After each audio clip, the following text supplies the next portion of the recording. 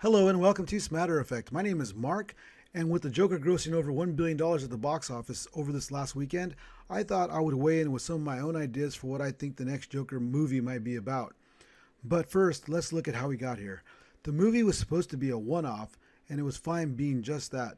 It was given a relatively small budget of $55 million, which is very small compared to the budgets of other big-name comic book movies. The star, Joaquin Phoenix, had just turned down a role in the Marvel Cinematic Universe just a few years ago because he didn't want to sign to a multi-picture agreement. The movie was also considered to be set apart from the DC Extended Universe, and so no tie-in to any of the other movies was present in this film. This all worked together to set the stage for a darker, grittier movie, an R-rated movie, to stand on its own or fail on its own without the possibility of tarnishing the rest of the DCEU.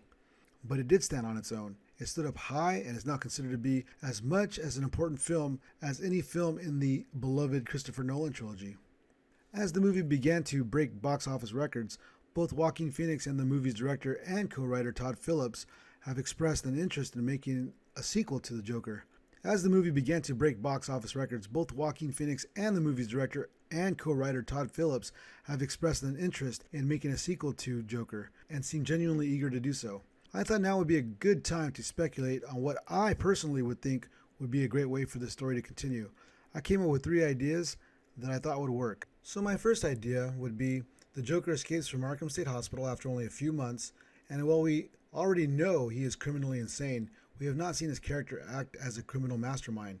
I would like to see him slowly and deliberately move towards building on his reputation and amassing a gang very much like Project Mayhem from Fight Club, with loyal followers carrying out his every whim.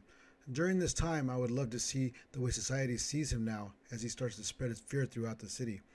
While this is all going on, Joker has been communicating with Bruce Wayne and begins a pen pal relationship with him. Joker sees him as the brother he never had, and Bruce needs a friend since losing his parents. When Alfred eventually learns of this, he puts a stop to it immediately. And when Bruce learns the truth of how his friend had been the inspiration for his parents' murder, he is psychologically damaged, very much the same as Joker was when he learned the truth of how his mother had treated him as a child. This would show how it affects Bruce and how it contrasts with how the Joker reacted in the first movie. And of course, this all contributes to helping Bruce become Batman in later films. Okay, and on to my second idea. Well, this one is set almost entirely in Arkham State Hospital and has Dr. Harley Frances Quinzel as a psychologist that is given the task of trying to break down the Joker in order to help him. I think a lot of this should be shown from her perspective and show how she tries different techniques to try and help him. And all the while we see the Joker as someone who tries to manipulate her, and eventually we see a change where he genuinely starts to care for her because she reminds him of his mother. Eventually he misses that closeness that he had with his mother, and he actually becomes involved with Harley Quinn on a genuine level.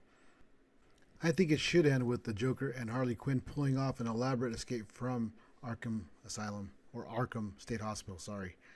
And I think this would be a great way to show that not only is he criminally insane by trying to manipulate her at the beginning, but then show his genuine feelings for her later, and then show how devious they can be together by showing their escape from the hospital.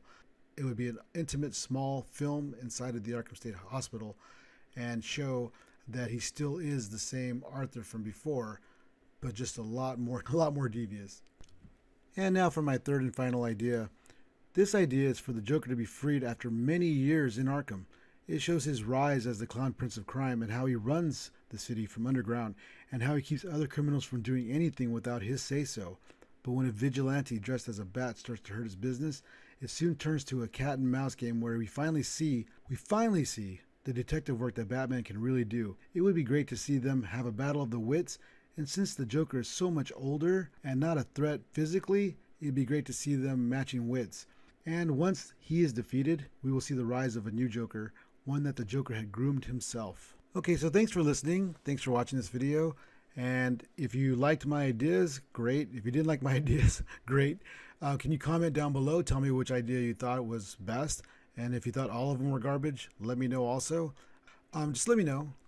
Thanks for listening so much. Have a good day. Bye.